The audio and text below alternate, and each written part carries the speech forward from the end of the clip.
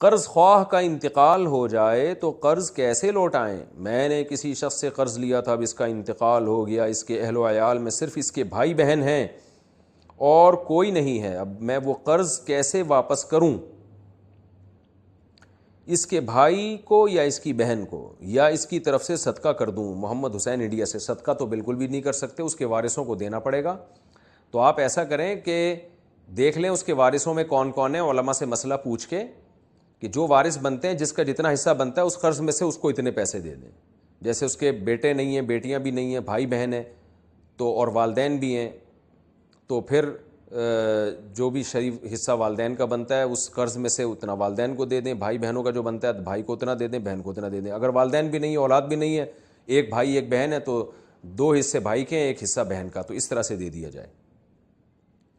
یعنی میں اس لیے کہہ رہا ہوں کہ کسی ایک کو پکڑائیں گے تو اس زمانے میں ڈر ہے کہ وہ سارا ہی نہ کھا جائے، تو آج کل لوگوں میں خوف خدا ذرا کم ہی پایا جاتا ہے، تو ساری وراثت ہی ایک ہی بندہ کھا جائے گا، تو جو حصے جس کے بنتے ہیں اس کو لوٹا دیں۔ وہ قرض چھوڑ کر آخرت میں نیکیاں وصول کرنا۔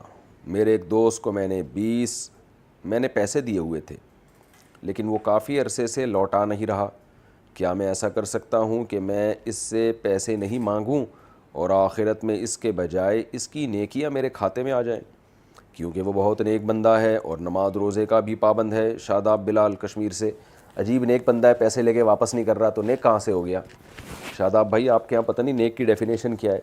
نیک کا تو مطلب ہی یہی ہوتا ہے کہ جو پیسے لے، اول تو لے نہیں، اور اگر لے تو فوراً ٹائم پہ واپس کر دے۔ تو بہرحال آپ ایسا کریں، اس سے پیسے لے لیں، یہ زیادہ بہتر ہے۔ یہ جو آپ کہہ رہے ہیں آخرت میں اس کی نیکیاں لوں گا، یہ ٹھیک نہیں ہے۔ وہ اللہ ویسے ہی دے دے گا آپ کو آخرت میں اس کی نیکیاں، آپ وہ آخرت میں نیکیوں پر طمع کر کے نہ بیٹھیں۔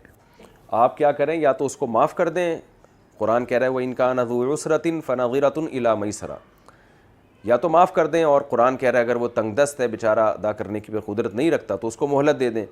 لیکن یہ نیکیوں والا کام نہ کریں، کسی کی آخرت میں نقصان چاہنا یہ پسندیدہ کام نہیں ہے، اور یہ کریں اگر پھر بھی وہ اس میں استطاعت ہے اور نہیں دے رہا تو وہ ویسے ہی آپ کی چاہت کے بغیر ہی اللہ قیامت کے دن آپ کو نیکیاں دلا دے گا۔ آپ فی الحال اپنے پیسے نکلوانے کی کوشش کریں۔ قرض حسنہ پر زکوٰۃ کا حکم۔ میں نے مختلف لوگوں کو قرض حسنہ دیا ہوا ہے اور اس نیت سے دیا ہے کہ اگر وہ مجھے زندگی میں کبھی واپس کریں گے تو میں لے لوں گا، ورنہ میں خود ان سے تقاضا نہیں کروں گا۔ تو مجھے یہ معلوم کرنا ہے کہ ان پیسوں پر زکوٰۃ کا کیا مسئلہ ہے، اگر زکوٰۃ دینی ہے تو کس طرح دینی ہے اور کب دینی ہے۔ عبداللہ صاحب کینیڈا سے۔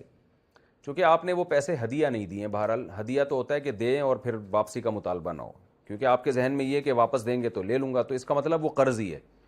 تو جس پیسوں کے واپس ملنے کی آپ کو امید ہے تو ان پہ آپ کو زکوٰۃ دینا واجب ہے، اور جن پیسوں کے سامنے والے کے حالات دیکھ کے اندازہ ہو کہ یہ واپس نہیں کرے گا تو ان پر آپ پر زکوٰۃ واجب نہیں ہے۔ دینی کس وقت ہے؟ جو اسلامی سال آپ کا متعین ہے، جس تاریخ کو آپ زکوٰۃ نکالتے ہیں، جیسے کہ عام طور پہ یکم رمضان کو لوگ زکوٰۃ نکالتے ہیں، تو اصولی طور پر تو وہ تاریخ ہوتی ہے جس دن پہلی دفعہ آپ صاحب نصاب بنے ہو، تو وہ تاریخ نوٹ کرنا آپ پر واجب تھا۔ نہیں ہے تو جو بھی تاریخ اب آپ کی ہے جس میں آپ زکوٰۃ نکالتے ہیں، تو اس تاریخ کو آپ حساب کریں گے کتنا کیش اماؤنٹ پڑا ہوا ہے، کتنا گولڈ ہے، کتنی چاندی ہے، کتنا تجارتی مال ہے، اور کتنا لوگوں کو میں نے قرضہ دیا ہوا ہے، سب کو پلس کر کے 40 پہ ڈیوائڈ کریں، جو جواب آئے وہ آپ کی زکوٰۃ ہے۔ پھر چاہے فوراً دے دیں، چاہے 1 مہینے بعد دے دیں، جیسے جیسے مستحق ملتا رہے ان کو دیتے رہیں آپ۔